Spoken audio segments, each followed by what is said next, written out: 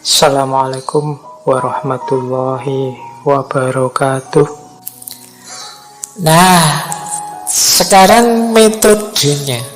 Gimana sih biar mudah meningkatkan kualitas moral kita? Ada 3 jalan yang ditempuh oleh Kolbeck, yang disarankan juga untuk kita dalam rangka mendidik moral. Jadi, dan ternyata 3 jalan yang disarankan Kolbeck ini tidak ada ceramah, tidak ada mata pelajaran moral. Yang ada apa? Yang pertama, teladan moral. Kalau ingin banyak orang bermoral, teladan moral harus banyak. Rujukan moral harus banyak. Semakin sedikit rujukan, semakin sedikit teladan, semakin sulit kita mengembangkan perilaku moral. Apalagi anak-anak kita. Kalau yang dicontoh, yang dilihat setiap hari perilaku-perilaku immoral, amoral juga ya, itu yang akan dia tiru. Jangankan anak-anak, kita juga mungkin bisa terpengaruh oleh teladan-teladan yang immoral tadi. Maka kunci pertama pendidikan moral itu teladan moral. Yang kedua, diskusi tentang dilema moral. Ini saya sarankan juga khususnya termasuk untuk mahasiswa-mahasiswa. Tadi kan contoh itu bagaimana membahas dilema moral dengan segala perspektifnya di banyak level. Ayo sekali-sekali kalian latihan. Ada banyak kan dilema moral itu. Sering saya sebut hidup itu yang sulit itu bukan ketika ketemu antara yang baik dengan yang buruk. Ini tidak sulit, tinggal dipilih yang baik selesai. Yang sulit itu ini sama-sama baik. Itu kan dilema. Kalau dalam cerita etik itu kan sering dicontohkan, misalnya kalau tiba-tiba kalian mendapat ketemu orang yang nitip harta banyak sekali padamu. Misalnya kamu di tengah jalan ketemu orang kecelakaan, sebelum meninggal dia pesen, "Nak, saya itu uangku triliunan. Tolong nanti ya uangku ini semuanya tolong investasikan untuk membangun PSS Sleman misalnya." Nah, karena di hadapan orang yang mau meninggal terus kamu janji, "Siap, tidak apa-apa, Bapak tenang saja, meninggallah dengan tenang." Lumayan, triliunan.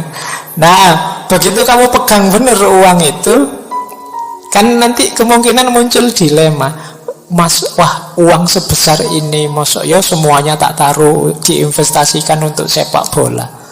Banyak loh fakir miskin, yatim piatu, anak ini yang perlu dibantu juga. Di sana ada bencana alam yang perlu uang juga.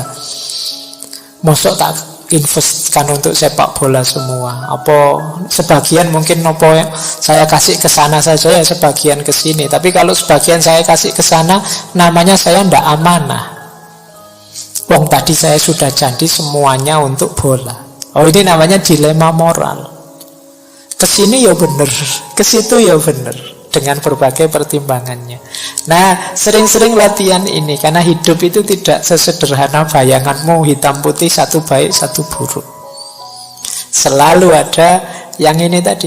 Ini sama-sama putihnya kok, cuma mana yang kamu pilih, pertimbangan apa yang kamu ambil. Nah, ini butuh kecerdasan moral.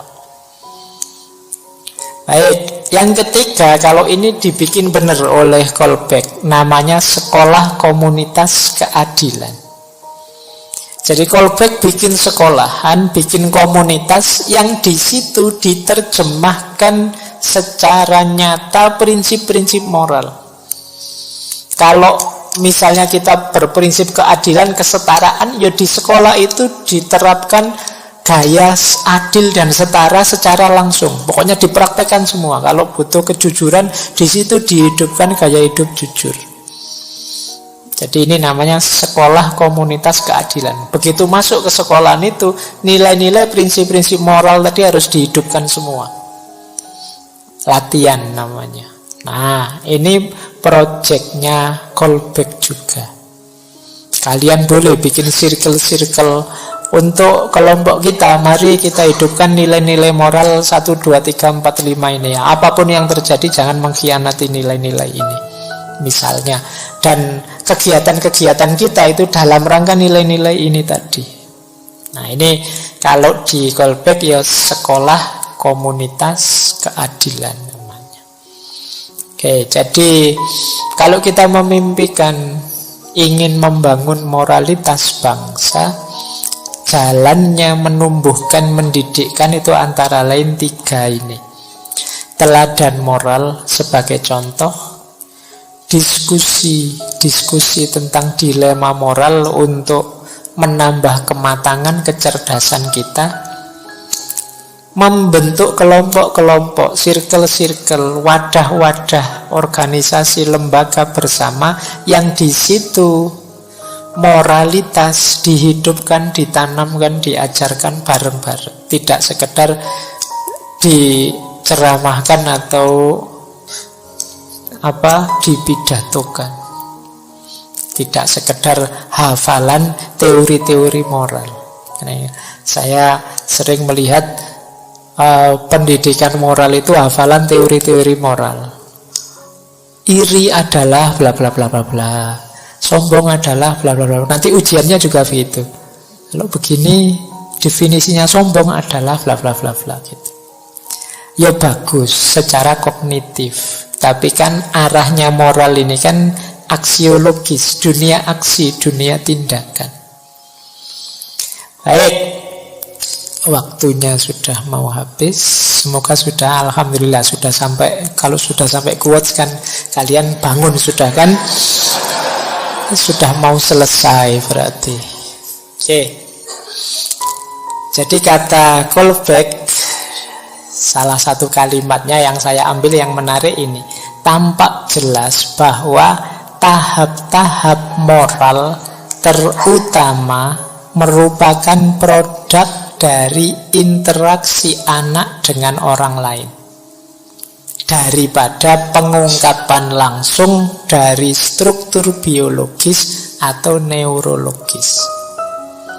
Jadi pengalaman hidup, interaksi dengan orang lain nanti jadi kunci semakin matangnya moralitas seseorang.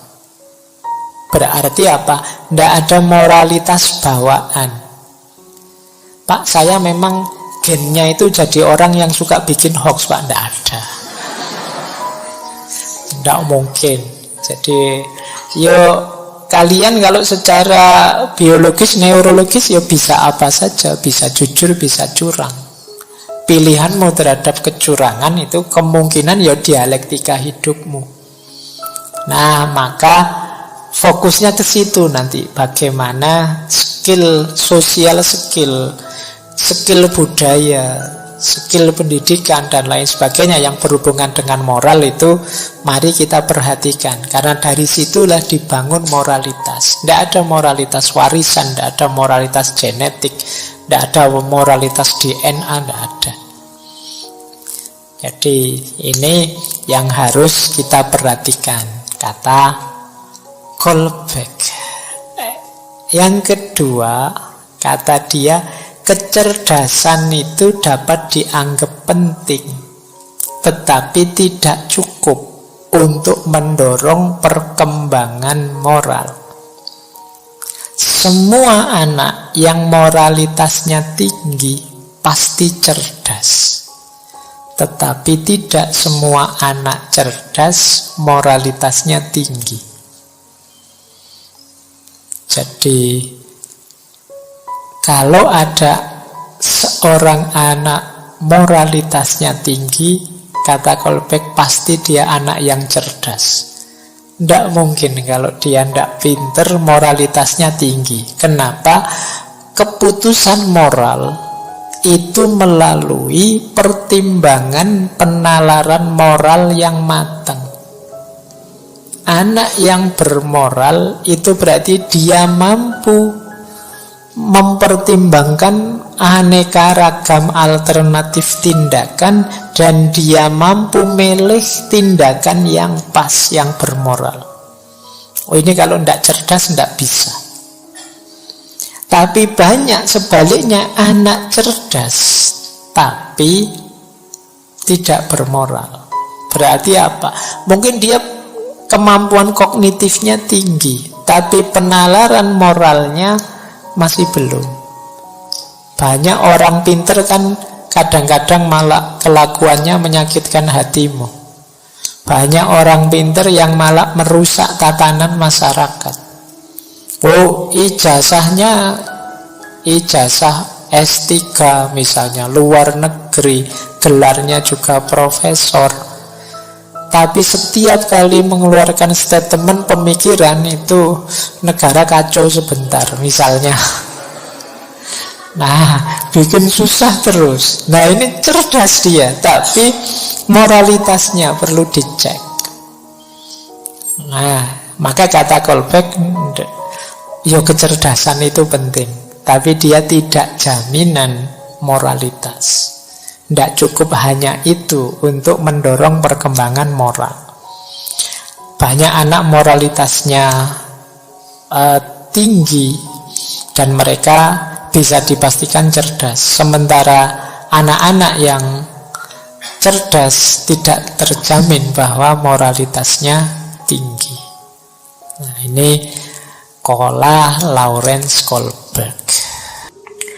Oke, untuk malam hari ini saya cukupkan sekian dulu.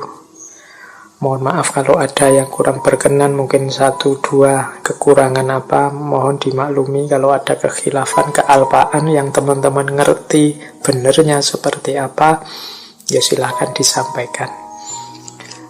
Kurang lebihnya mohon maaf. Wallahul muwaffiq, wallahu a'lam bissawab. Wassalamualaikum warahmatullahi wabarakatuh.